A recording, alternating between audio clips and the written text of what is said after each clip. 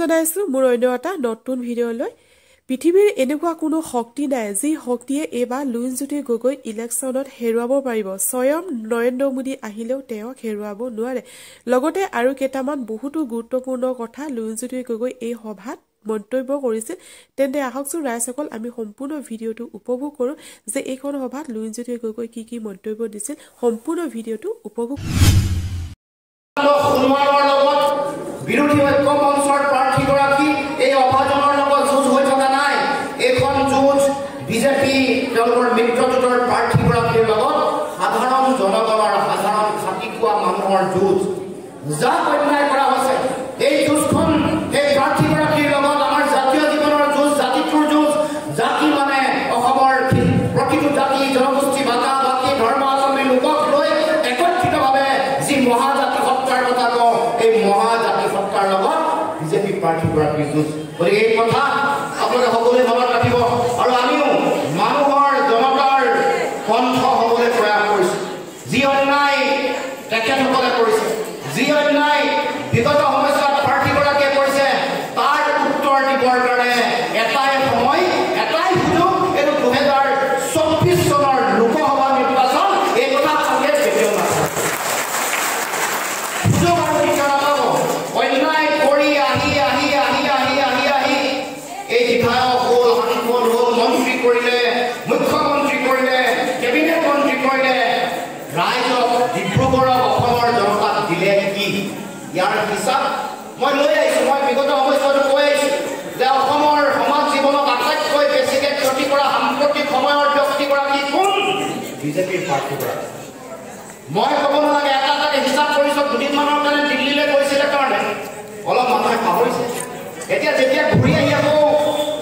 এই ডিব্ৰুগড় লোকসভা সমষ্টিৰ প্ৰাৰ্থী হ'বলৈ আহিছে মানুহৰ মনলৈ পুৰণা কথাবোৰ পুনৰ মনত পৰিছে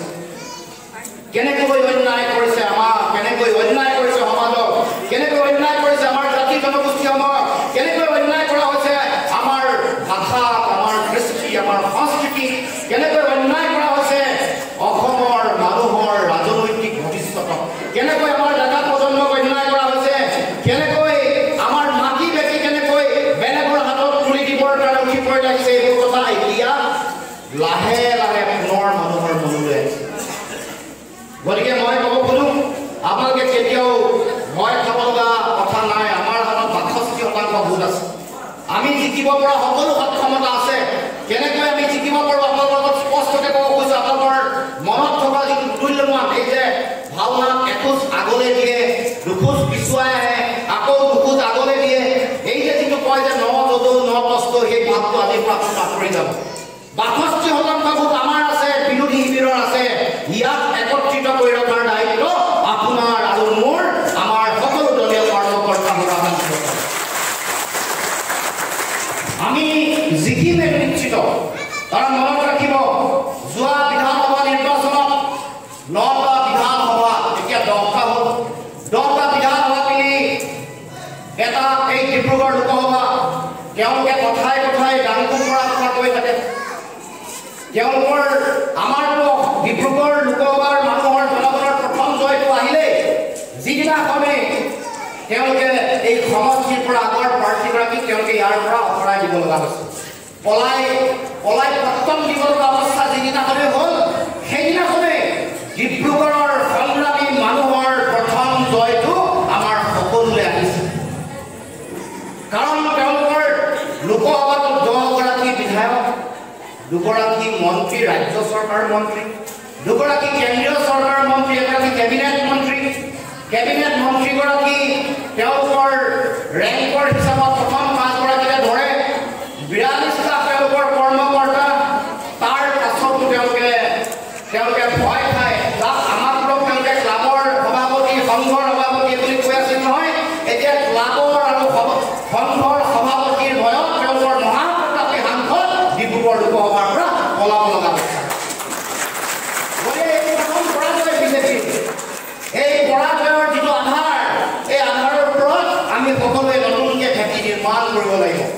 আমি জিকিব পৰা সকলো ধৰণৰ সম্ভাৱনা আছে মই যে কৈছোঁ ৬২% ভোট আমাৰ লগত আছে আৰু ভোটৰ হিচাপ যদি কৰে মই আপোনালোকক ক'ব খুজিছোঁ ২১ৰ নিৰ্বাচনত ৯টা বিধানসভা কংগ্ৰেছ দলে পোৱা 2,90,088 গৰাকী আৰু যদি আপুনি এই 2,90,088 গৰাকীৰ লগত চাবুৱা সমষ্টিৰ 38,000 ভোট যোগ কৰি লয় তেতিয়া দেখিব যে 3,28,088টা ভোট কংগ্ৰেছৰ লগত আছে বিৰোধী শক্তিৰ লগত আছে এইটো কংগ্ৰেছৰ এইবাৰ নিৰ্বাচনত পোৱা ভোটৰ সংখ্যা আমি যোৱাবাৰ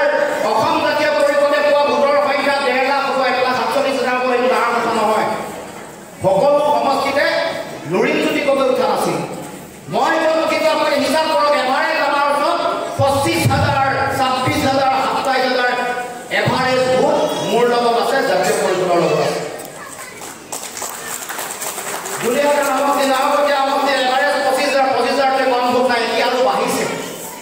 এই যোৱা 5 বছৰত আমাৰ মানুহক যিমান অন্যায় কৰা হ'ল যিমান কৰ কাটল বঢ়াই দিয়া হ'ল 5 গুণ খাজানা বঢ়াই দিয়া হ'ল আলু দাইল মিঠাতেল নিমখ পিঁয়াজ হালধিৰ 180% দাম বঢ়াই দিয়া হ'ল পেট্ৰল ডিজেলৰ দাম 100% বঢ়াই দিয়া হ'ল আগত যিমান দাম আছিল তাৰ দুগুণ হ'ল গেছৰ চিলিণ্ডাৰৰ দাম 4-3 গুণ বাঢ়িল ইয়াৰ পাছত গছৰ ঘৰত লাইটৰ বিল 9 বাৰ বিজেপি চৰকাৰ দিনত বাঢ়িল তাৰ পাছততো বিভিন্ন ধৰণৰ অন্যায় অত্যাচাৰটো আছে এই 5 বছৰৰ পিছত 21ৰ পিছত 3 বছৰৰ পিছত আৰু তেওঁলোকৰ বিৰুদ্ধে বিদ্ৰোহ পাইছে খং পাইছে তেওঁলোকৰ ভোট ঘূৰা কমিছে মোৰ যে 25,000 ভোট এই 25,000 পাৰ সমষ্টি আজি 10টা সমষ্টিত যদি হিচাপ কৰে 2,500 আৰু যদি 5,000 এবাৰ বঢ়া বুলি ধৰে 30,000 3 লাখ ভোট মোৰ লগত আছে 3 লাখ ভোট 3,28,000 ভোট কংগ্ৰেছৰ লগত আছে 6,28,000 ভোট ইতিমধ্যে আমাৰ লগত আৰু নিৰ্দলীয় ভোট 33,000 যোগ কৰি দিয়ক 6.5 লাখ ভোট আমাৰ বিৰোধী শক্তিৰ লগত আছে আমি ইয়াত সুভাষ ভট্টাচাৰ্যৰ 6,031টা ভোট যোগ দিয়া যায় এইটো যোগ কৰি লওক 6,56,000 ভোট বিৰোধী শক্তিৰ ওচৰত আছে গতিকে আত্মবিশ্বাসত থাকিব দমত থাকিব ভয় কৰিব লগা কোনো কথা নাই কেৱল মাত্ৰ কাম কৰিব লাগে আমাৰ দলটোক দলীয় আদৰ্শ মানুহৰ কাৰণে প্ৰয়োজনীয় যিটো জাতীয় দায়িত্ব এই দায়িত্বত যদি কোনোৱে নথকে কোনোৱে যদি মিছা কথা নকয় আমি যদি কাম কৰোঁ আমি যদি আত্মবিশ্বাসটো নিজৰ লগত ৰাখোঁ 24ৰ এই নিৰ্বাচনী যুঁজত পৃথিৱীৰ এনেকুৱা কোনো শক্তি নাই আমাক হৰুৱাব পাৰি নৰেন্দ্ৰ মোদী আহিলেও এই সমষ্টি কৰাটো মই কোৱা এই সংখ্যাটো মনত ৰাখি ইয়াত কাম কৰিব লাগিব দিন ৰাতি একাকাৰ কৰি যদি কাম কৰে পৃথিৱীৰ কোনো শক্তিয়ে ডিব্ৰুগড় লোকসভা সমষ্টিত আমাক হৰুৱাব নোৱাৰে মোক হৰুৱাব নোৱাৰে ভিডিঅ'টো শেষলৈ চোৱাৰ বাবে ধন্যবাদ আপোনালোকক লগ পাম মোৰ আহিবলগীয়া এটা নতুন ভিডিঅ'ত আজিলৈ বাই বাই